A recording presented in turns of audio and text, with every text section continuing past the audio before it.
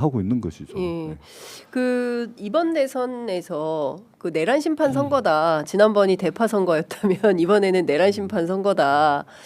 근데 이런 얘기도 있지만 또 한편에서는 민주당이 무엇으로 국민들의 어떤 감동과 그리고 국민들의 표를 득할 거냐. 지금 보면 말씀 주신 대로 양 진영이 극단적으로 갈라져서 매주 별도의 집회를 하고 뭐 언론에서는 뭐 두쪽난 뭐 3.1절 뭐 이러면서 마치 무슨 양 진영이 같은 숫자로 집회에 나온 것처럼 쓰고 있지 않습니까? 근데 사실은 그런 것은 아니지만 대체로 이제 중도 표심은 전반적으로 범야권에 이제 기울어 있다 이렇게 평가해 볼 수 있을 것 같아요. 최근 여론조사 지형을 보면.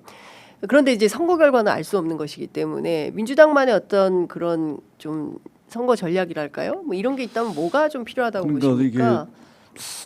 이게 제 생각은 네. 이게 우리가 늘 하는 선거 캠페인 있지 않아요.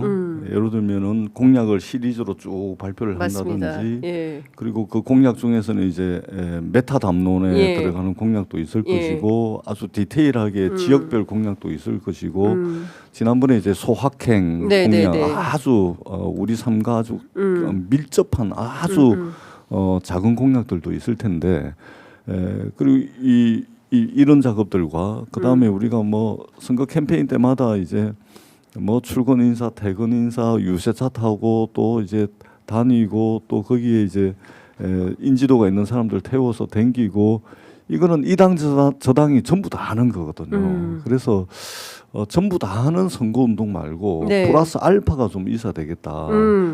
그런 이제 고민들을 좀 하고 있고, 그 네. 플러스 알파가 무엇인지는 좀 머리를 좀 맞대야 되겠죠. 저도 이제 많이 고민을 하고 있는데 예. 그것이 반드시 좀 있어야 되겠다는 생각이고, 그다음에 제가 이제 경선 고민을 하면서 했던 이제 이 시대의 시대 정신은 네. 조금 전에 말씀하셨던 이제 절멸적 싸움의 종식이다라고 말씀을 드렸는데, 사실은 지금 싸움이 한창 진행되고 있지 않습니까? 그런데 여기서 우리가 싸움을 포기할 수 있는 싸움인 상황은 아닌 것이죠. 그렇죠. 왜냐하면 대한민국의 헌법 질서, 예. 대한민국의 어떤 정체성과 관련해 가지고 이 내란 세력을 용인하고서는 예. 단 한 발짝도 미래로 나갈 수가 없지 않습니까? 그렇습니다. 예. 다만 우리가 이제 철저하게 수사를 하고 내란 세력들을 응징하는 것을 싸움을 그만두는 것으로 말씀드리는 것은 아닙니다. 네.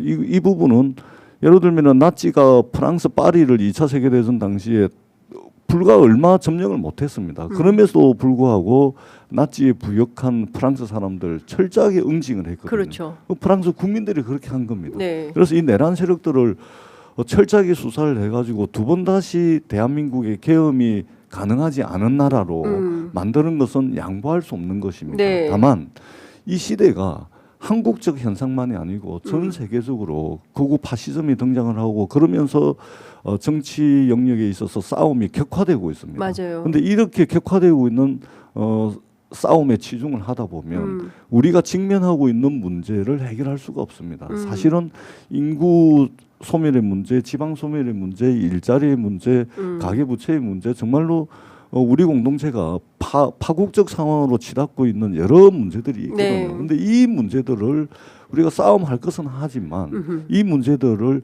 회피할 수가 없습니다. 예. 이거 해결하지 않으면 미래가 없는 것이거든요. 그렇기 때문에 집권을 하고 난 뒤에 철저하게 내란 세력들에 대해서 응징을 해야 되겠지만 집권하고 난 뒤에는 이러한 싸움을 종식시킬 수 있는 뭔가가 있어야 된다. 네. 그래서 첫 번째로는 우리가 지금 싸움을 아니할 수 없는 체제에 살고 있습니다. 네. 87년 헌법 체제입니다. 이거 바꿔야 되고요. 두 번째는 윤석열처럼 고집불통의 리더십 가지고는 이 싸움을 종식시킬 수가 없습니다. 그래서 다음 지도자의 어떤 리더십이 그야말로 국민들로부터 저 사람은 소통왕이다. 소통왕. 소통왕이다라는 이야기를 들을 수 있을 정도의 어떤 그런 지도자의 리더십을 예. 가져야 됩니다. 윤석열처럼 고집불통의 리더십에다가 대한민국 특유의 제왕적 대통령제가 결합을 해버리니까 계엄이라는 거의 미친 짓을 하는 것이거든요. 예. 그다음에 세 번째로는 이 정치 환경, 정치 문화도 좀 바꿔야 됩니다.